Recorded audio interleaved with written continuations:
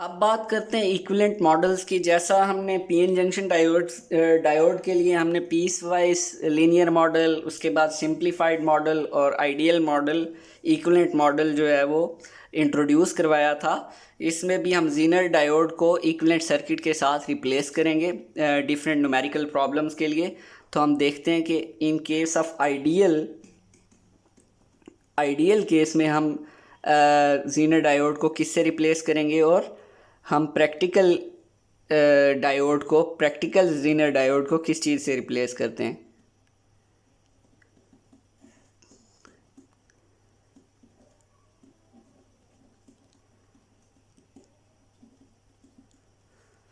अब आइडियल के केस में हमारे पास जीनर डायोड है। फॉर एग्जांपल इसको हम कांस्टेंट डीसी वोल्टेज से रिप्लेस कर देते हैं और जिसकी वोल्टेज जीनर ब्रेकडाउन वोल्टेज के इक्वल होती है। जबकि प्रैक्टिकल जीनर डायोड में हम एक रेजिस्टेंस या इंटरनल इम्पीडेंस प्लस ये जो हमारे पास कांस्टेंट वोल्टेज है इसके साथ रिप्लेस करते हैं और टोटल जो वोल्टेज है, जो ड्रॉप यहाँ पे आएगा प्लस ये वाला वोल्टेज, वो हमारे पास जीनर ब्रेकडाउन वोल्टेज के इक्वल आएगा। तो ये हमारे पास इक्विवेलेंट मॉडल्स आ गए जीनर डायोड के। तो हम मैक्सिमम जो है वो सर्किट्स में आइडियल इक्विवेलेंट सर्किट को यूज़ करेंगे। अब हम देखेंगे कि हम वोल्टेज रेगुलेशन के as a voltage regulator zener diode को क्योंकि पढ़ रहे हैं, इसकी मेजर एप्लीकेशन जो है वो वोल्टेज रेगुलेशन की है। तो हम इसमें दो केसेस पढ़ेंगे, जब हमारे पास इनपुट वोल्टेज वेरी कर रही हो, और दूसरा केस हम देखेंगे जब हमारे पास जो लोड रेजिस्टेंस है वो वेरी कर रही हो। तो हमारे पास वोल्टेज रेगुलेशन कैसे हो रही होगी, कैसे एज अ वोल्टेज रेगुलेटर काम करेगा। पहले हम देखते हैं कि वोल्टेज रेगुलेशन की प्रॉपर डेफिनेशन है क्या, वोल्टेज रेगुलेशन होती क्या है।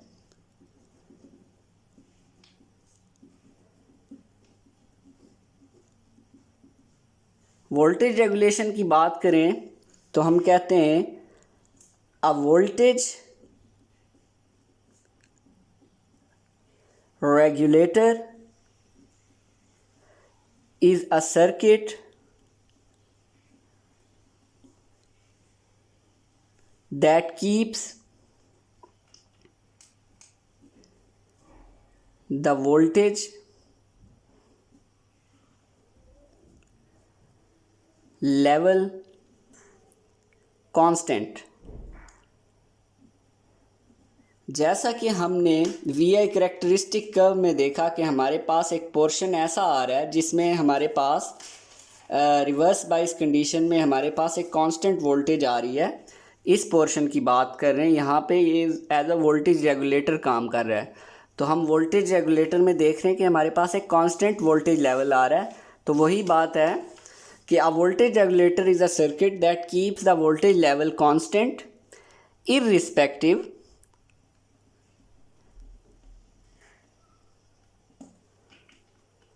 irrespective of changes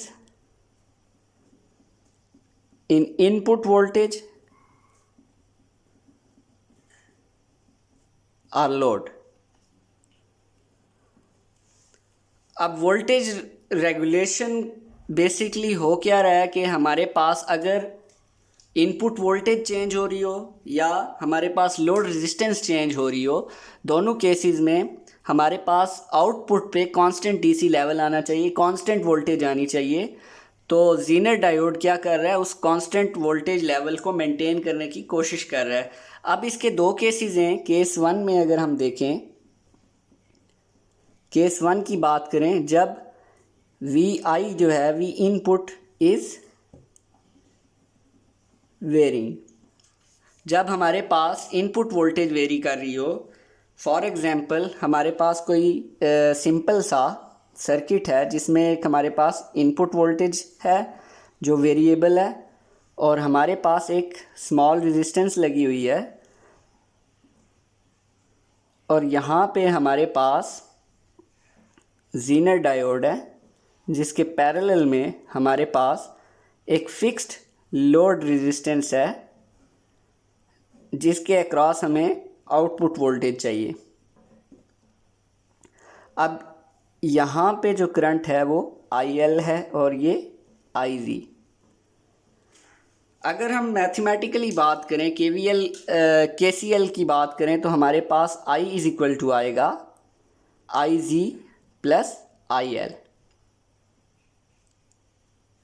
हमारे पास इनपुट वोल्टेज जो है वो वेरी कर रही है और यहाँ पे जीनर डायोड के अक्रॉस जो है वो ब्रेक डाउन वोल्टेज या जीनर वोल्टेज है वो अपीयर हो रही है। यहाँ पे अगर हम देखें तो output voltage is equal to हमारे पास आएगी output V output is equal to VG के इक्वल आएगी। कब आएगी? एज लॉन्ग एज आपका जो diode within the boundaries function कर रहा होगा। अब यहाँ पे हमने देखा है कि KCL लगा के देखा है I is equal to IG plus IL। IL हमारे पास है फिक्स्ड, IL फिक्स्ड है क्योंकि हमारे पास RL चेंज नहीं हो रहा। तो RL चेंज नहीं हो रहा तो करंट जो है वो उसके अक्रॉस चेंज नहीं होगा। अब जो चेंज होगी चीज़, या तो वो जीनर करंट चेंज हो रहा होगा जिसकी वजह से ओवरऑल करंट जो है वो चेंज आ रहा होगा। तो अब हम इसमें दो केसेस देखते हैं। व्हेन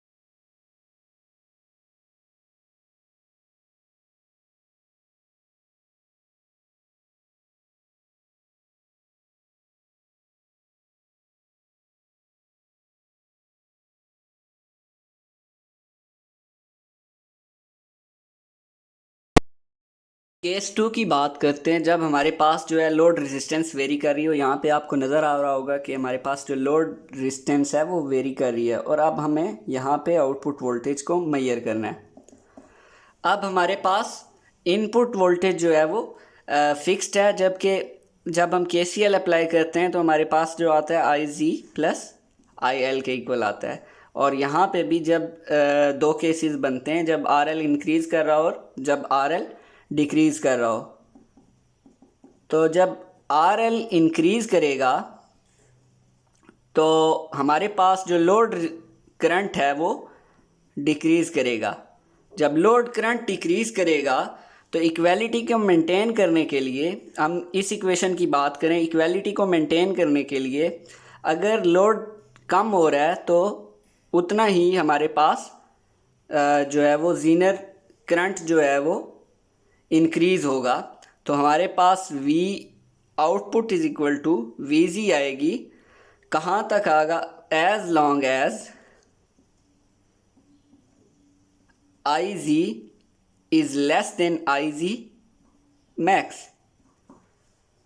हमारे पास पहली कंडीशन क्या आ गई कि हमारे पास अगर RL इंक्रीज़ कर रहा है तो हमारे पास जो लोड करंट है वो डिक्रीज़ कर रहा है, और लोड करंट को, हमारे ओवरऑल करंट को बैलेंस करने के लिए, इक्वालिटी को मेंटेन रखने के लिए IZ इंक्रीज़ कर रहा है। IZ इंक्रीज़ का कहाँ तक करेगा? एक मैक्सिमम बाउंड्री से लेस रहेगा तो हमारे पास ब्रेक डाउन रीजन में रहेगा। ब्रेक डाउन रीजन में अगर हमारा ज़ीनर काम कर रहा है तो हमारे पास एक कांस्टेंट वोल्टेज ज़ीनर वोल्टेज के इक्वल आउटपुट वोल्टेज आएगी। इसी तरह अगर हमारा RL जो है वो डिक्रीज़ कर रहा है, मींस हमारे पास लोड करंट जो है वो इंक्रीज़ कर रहा है। अब लोड करंट इंक्रीज़ कर रहा है तो उसको, इक्वालिटी को मेंटेन करने के लिए हमारे पास जो है वो ज़ीनर करंट जो है उसको डिक्रीज़ करना चाहिए, और हमारे पास output voltage is equal to zener voltage आएगी एज लॉन्ग एज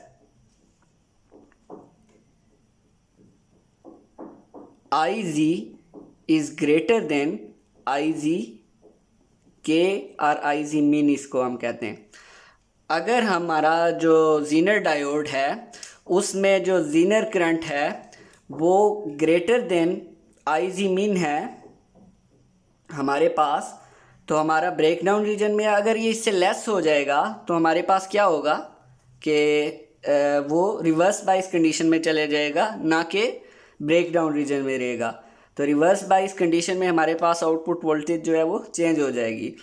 तो यहाँ से हमें पता चलता है कि चाहे इनपुट वोल्टेज वेरी कर रही हो या लोड रेजिस्टेंस वेरी कर रही हो, within the boundaries, within the breakdown region हमारे पास जो ज़ीनर है वो constant output voltage, zener voltage provide कर रहा होता है।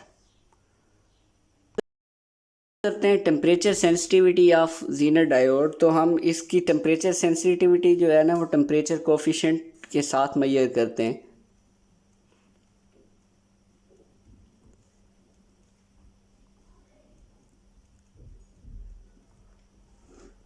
अब टेम्परेचर कोफिशिएंट को हम रिप्रेजेंट करते हैं TC के साथ। और ज़ीनर डायोड हाईली सेंसिटिव होते हैं,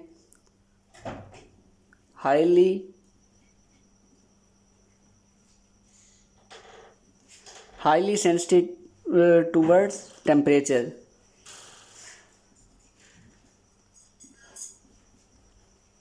अब जो टेम्परेचर कोफिशिएंट है वो करता क्या है?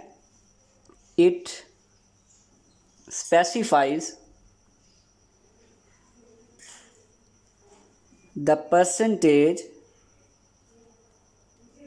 change in Zener voltage for each Celsius change in temperature।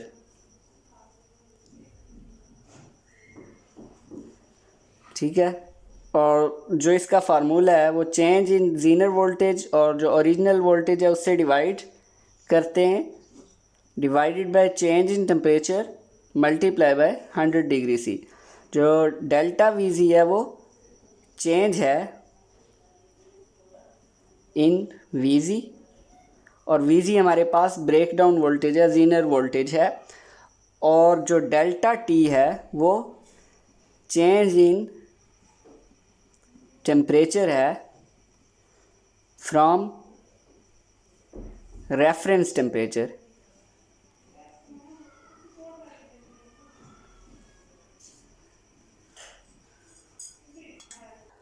Units of TC की बात करें अगर हम, तो इसको हम मेजर करते हैं मीटर मिलीवोल्ट पर डिग्री सी, और हमारे पास इसका दूसरा यूनिट है परसेंटेज में अगर करते हैं परसेंटेज पर डिग्री सी।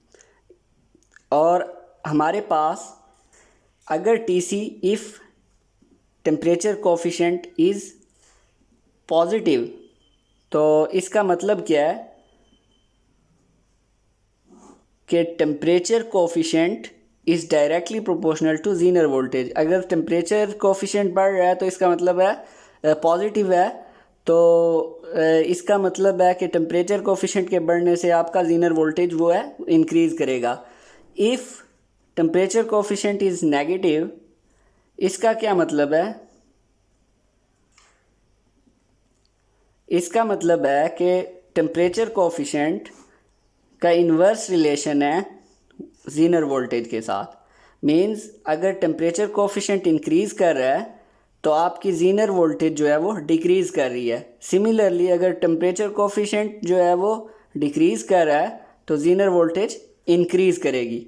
इसको हम समझने के लिए एक न्यूमेरिकल प्रॉब्लम जो है वो इसका सॉल्व करेंगे, उससे हमें ज़्यादा अच्छे तरीके से समझ आएगी। एग्जाम्पल को हम देखते हैं तो हमारे पास जो न्यूमेरिकल में गिवन है प्रॉब्लम कि गिवन दैट जो ज़ीनर वोल्टेज है वो 8.2 वोल्ट है एट 25 डिग्री सी, और ज़ीनर डायोड का जो है वो टेम्परेचर कोफिशिएंट पॉजिटिव है, और वो कितना है 0.05% पर डिग्री सी है। तो हमें कहा गया है कि zener voltage at 60 voltage are change in zener voltage find करें एट 60 डिग्री सी। तो हम फार्मूले को मैन्युपुलेट करते हैं जब टेम्परेचर कोफिशिएंट के फार्मूला को, तो डेल्टा टेम्परेचर कोफिशिएंट का फार्मूला होता है T C is equal to delta V G by V G over delta T. हम इस फार्मूला को इस तरह भी मैनिपुलेट कर सकते हैं कि delta V G is equal to V G multiply by temperature coefficient multiply by change in temperature. तो इसमें वैल्यूज़ पुट कर दें 8.2 मल्टीप्लाई बाई 0.05% पर degree C multiply by change in temperature 60 degree C minus 25 degree C. जब हम सारी values को put करके कैलकुलेट करते हैं तो हमारे पास चेंज इन वोल्टेज जो आ रहा है वो delta V G is equal to 144 millivolt के इक्वल आ रहा है। और हमारे पास जो नया वी जी आएगा we ji plus delta V जी, इसमें अगर वैल्यू को पुट करते हैं तो हमारे पास आ जाता है 8.34 मिली वोल्ट। तो हम देख सकते हैं कि थोड़ा सा टेम्परेचर हमारे पास चेंज हुआ है तो हमारे पास जो चेंज इन ज़ीनर वोल्टेज है वो 144 मिली वोल्ट है। तो हमारे पास ज़ीनर डायोड जो हैं वो टेम्परेचर सेंसिटिव होते हैं।